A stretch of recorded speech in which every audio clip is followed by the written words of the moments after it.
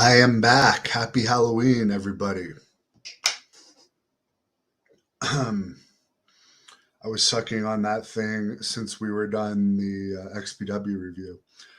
This is a 420 review of the WWE Steroid scandal documentary as that hits me. Very nice. Nice way to celebrate Halloween.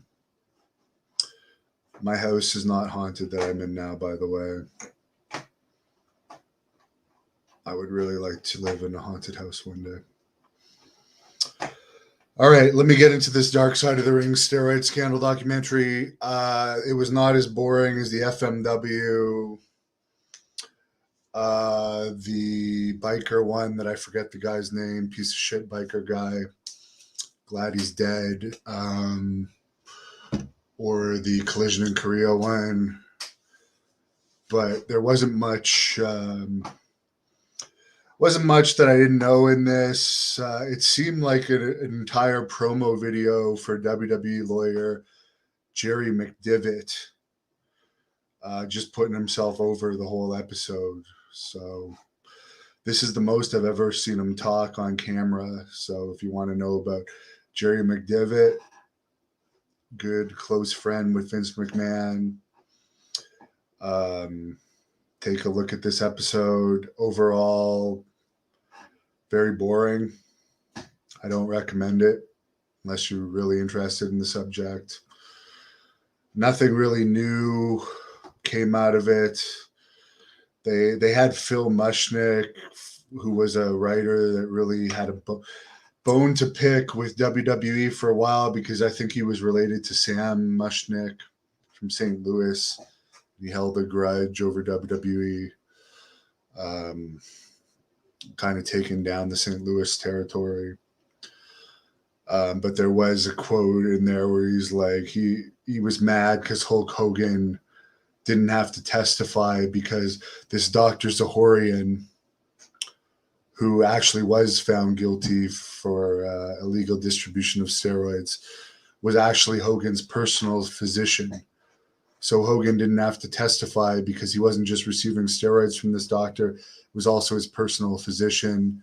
And I guess they had enough other wrestlers testifying that Hulk Hogan was exempt. And Phil was saying, like, because he's an athlete telling kids to say their prayers and take their vitamins, and he's actually doing steroids, he should be punished, blah, blah, blah. I know a lot of professional athletes, and most of them have done steroids. Let's be honest here. Some just have better ways of hiding it than others. Some are never caught. Now you can take steroids in the WWE, but steroids are legal if it's TRT therapy. So testosterone replacement therapy, it is steroids, people. Steroids are testosterone. TRT is just prescribed steroids.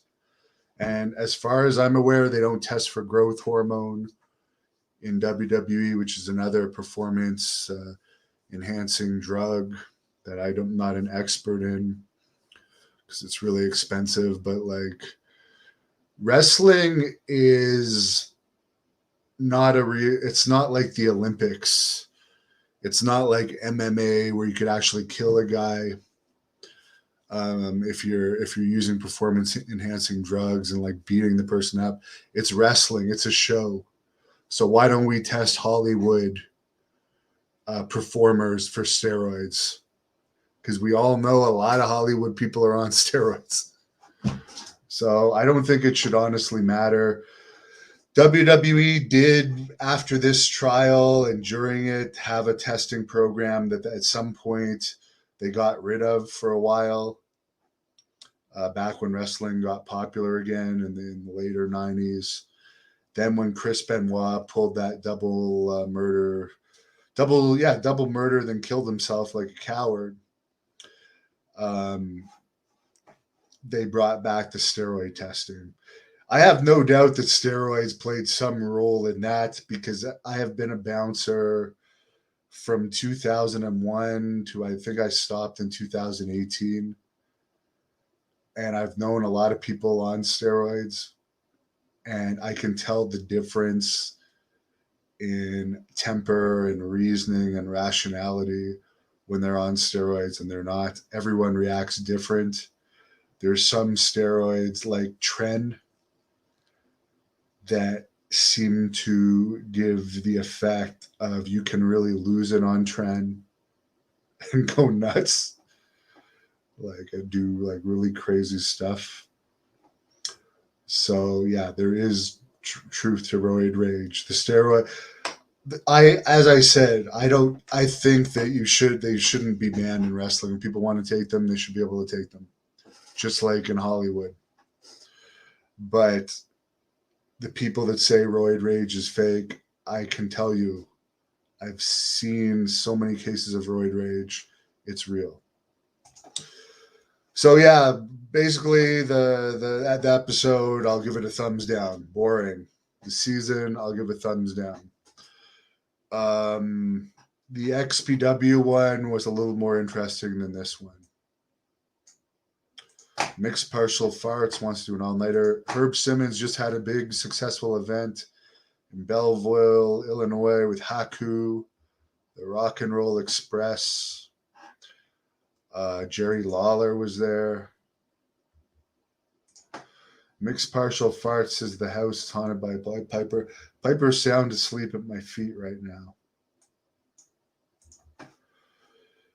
Mixed Partial Farts says I'm 2K away from 300,000. I'm actually less than 2K away. So please, if you're watching this and you're not subscribed, please subscribe. Please subscribe, because a lot of my viewers are not subscribers. You can watch Herb Simmons' SICW show every Sunday. Robert says it was kind of disappointing. He was hoping to hear more from the Warlord. Well, I did do a great interview with the Warlord on here last year. Maybe I'll have to have him back. Bill says Joe Rogan is on TRT. A lot of people are. MK, well, I would say this Dark Side of the Ring was not a WWE hit piece at all. This steroid episode seemed to be the entire thing was let's put over Jerry McDivitt as a super lawyer that you don't mess with.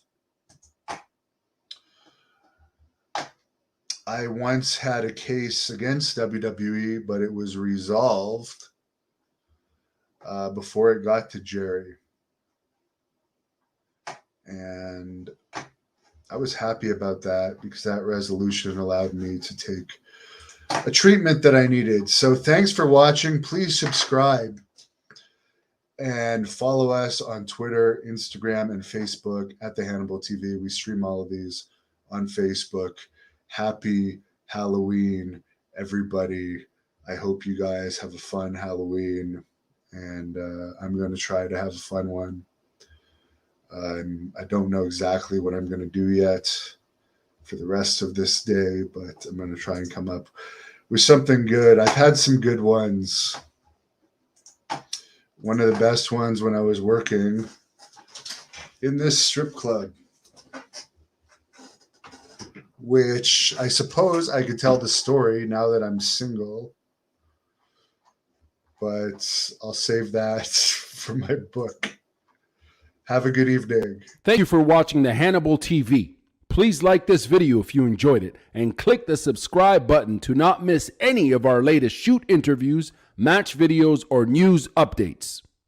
Support us on patreon.com for